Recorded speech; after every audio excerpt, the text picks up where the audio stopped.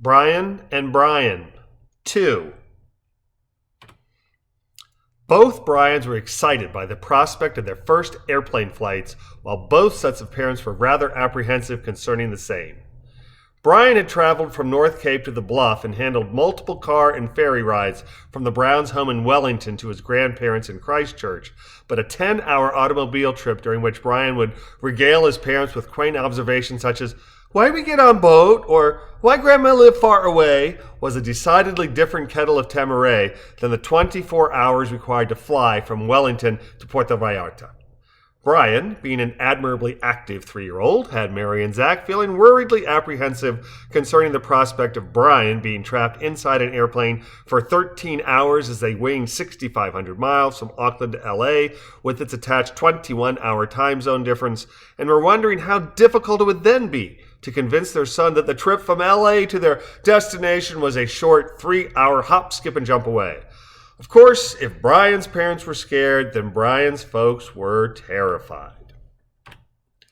Since son Bryan's birth, the Gunnarsons had taken many family outings throughout Iceland, including a jaunt 4 months previous when they had circled Elizabeth's adopted country via Highway 1, but 850 miles traveled over the course of a week with lots of hikes, sightseeing, camping, bed and breakfast, and a hotel stop in Anchorage was a near literal drive in the park compared to the ordeal they feared a day-and-a-half travel itinerary across 6 time zones with a just-turned 3-year-old would present to them.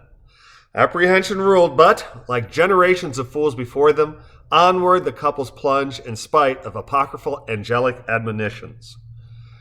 Bryan, captivated by the revolving and expanding view of Reykjavik as the plane ascended above the cityscape, circled the snow-covered countryside, and then steadily rose higher and higher over the North Atlantic until Greenland appeared to the right, was content enough for the first 2 hours of flight, at which time he voiced his desire to deplane by calmly declaring, "I get out now."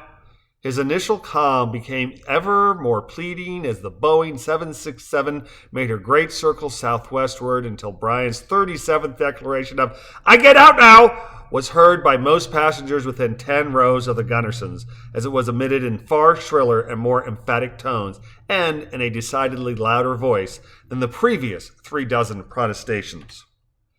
Fortunately for the 300 passengers that shared Bryan's flight, the just-turned 3-year-old grew mute as the Boeing left Greenland and the Labrador Sea behind. As the plane continued to advance at a speed just north of 500 miles per hour, Bryan slept peacefully, a circumstance which prompted all passengers confined in the Boeing to release a collective sigh of relief, with none on board happier about Bryan's slumbers than Joe and Beth, who had begun to wonder if perhaps it would have been wiser to holiday somewhere far nearer home, such as Andalusia along Spain's southern coast.